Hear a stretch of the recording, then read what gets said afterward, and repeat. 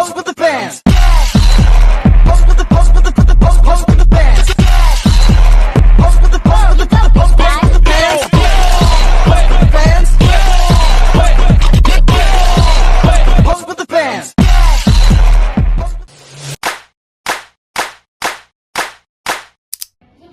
Yo, selamat datang di podcast kami, Podcast Imun. Saya akan berdiskusi langsung dengan Mbak Devi yang menjadi narasumber kita di podcast ini.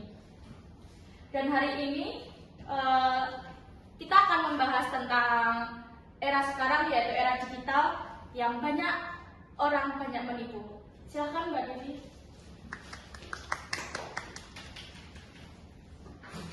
Terima kasih ya sudah diundang. Kebetulan banget nih kita temanya ping-ping ya. Iya. Padahal kita nggak janjian ya. Nggak janjian sama sekali.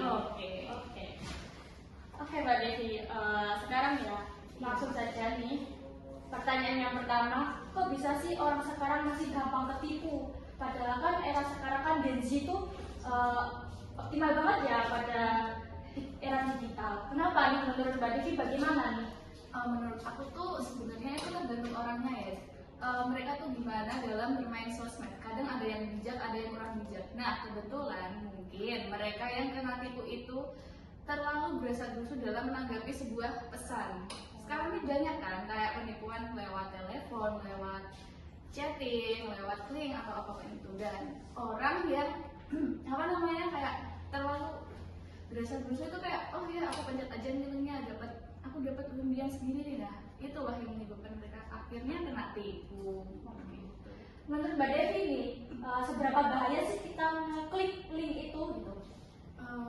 Bahaya banget sih, karena pengalaman dari tetangga aku sendiri ya, ada mereka tuh dapat SMS, selamat Anda mendapatkan undian segini nih, berapa puluh juta gitu. Ya, sama tetangga aku tuh diklik linknya. Nah, habis itu saldo di rekeningnya itu langsung habis.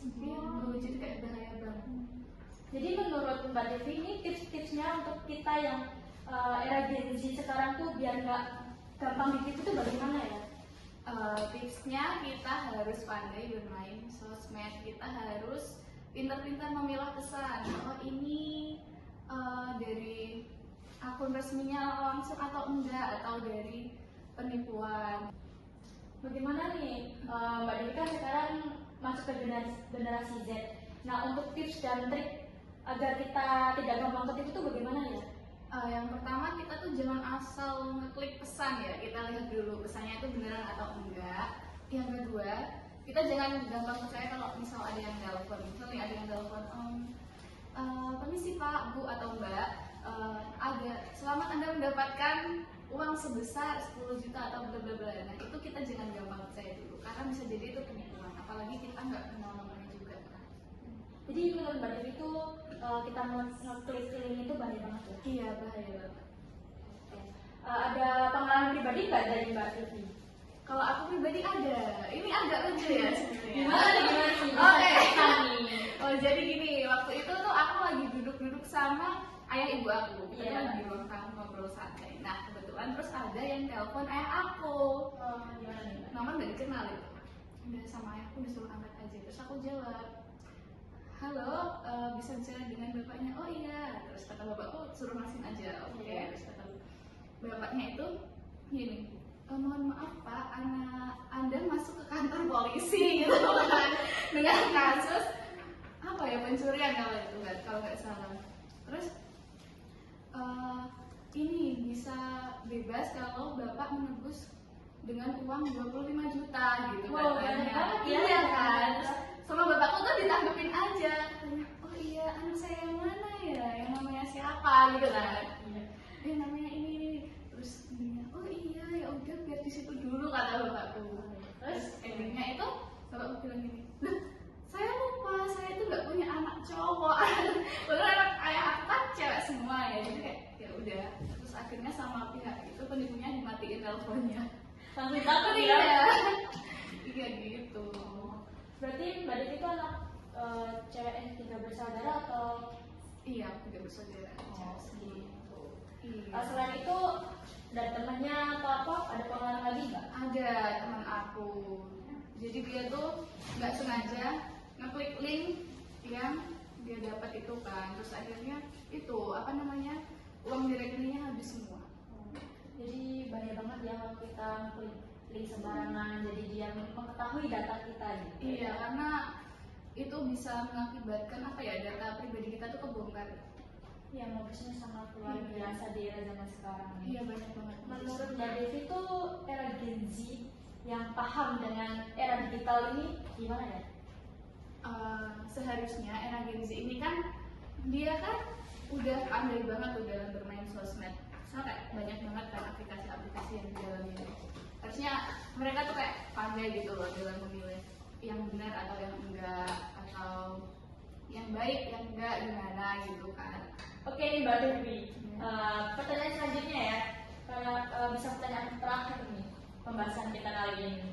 Tadi kan Mbak Devi sudah ngasih trik and tips buat kita para Gen Z sobat digital gitu. Nah, sekarang tuh aku ingin tanya ke Mbak Devi, gimana sih caranya kita mengetahui gitu tanda-tanda kita bisa kena tipu atau modus gitu? Tanda-tandanya yang jarang banget kita ketahui itu kayak seperti kita tuh nggak sadar kalau ada tanda-tanda scam. Seperti kayak kita tuh nggak pernah ikut undian, terus tiba-tiba kita dapat SMS, oh kamu dapat hadiah dan undian segini. Terus yang kedua ini yang paling sering adalah faktor terdesak ekonomi. Jadi mereka tuh karena ya mungkin faktor ekonominya yang agak sulit, jadi mereka tuh jadi gampang tertipu gitu. Oh gitu. Tanda yang lain ada nggak? Ada, sebenarnya kita tuh terlalu percaya sama omongan orang. Kayak ini ya, kayak terlalu percaya sama omongan manis mantan gitu. Jangan mudah percaya dengan omongan orang. Mantan itu siapa berarti? Oh iya, Betul ya. iya. Oke. Sebelum kita tutup nih, ada nggak sih motivasi atau Mbak Devi punya cara untuk menyampaikan ke sobat digital gitu? Oke, jadi aku udah ada nih sedikit ini. Jadi kita jadi Gen Z itu jangan asal ikut tren yang ada sekarang, tapi kita juga harus cerdas dalam bersosial media gitu. Nah, ada lagi nggak sih untuk disampaikan ke sobat kita yang sobat imut? Oh, sobat imut, oh iya sobat imut. Oke, jadi Gen Z itu boleh ya, tapi jangan terlalu berlebihan kepada orang lain, karena kita harus pintar-pintar dalam memilih. Percaya boleh, tapi jangan asal percaya sama orang lain. Kita harus jadi smart citizen gitu. Bahasa gaulnya ya? Iya, betul. Oke, ada lagi yang disampaikan? Sudah. Oke, itu dia pembahasan obrolan kita. Jadi warga digital yang baik dan bukan cuma soal bisa pakai teknologi, tapi juga soal bijak dan bertanggung jawab di dunia maya, karena keamanan digital itu adalah tanggung jawab kita sebagai kewarganegaraan. Menjadi warga negara yang baik bukan hanya soal patuh pada hukum di dunia nyata, tapi juga di dunia maya. Artinya kita harus menjaga diri, menjaga sesama, berkontribusi untuk menciptakan ruang digital yang aman dan sehat. Satu klik bisa berdampak besar, jadi pastikan kita selalu waspada dan berpikir sebelum bertindak. Terima kasih sudah mendengarkan podcast Itmood. Jangan lupa sebarkan informasi ini ke teman dekatmu. Dadah, sampai jumpa.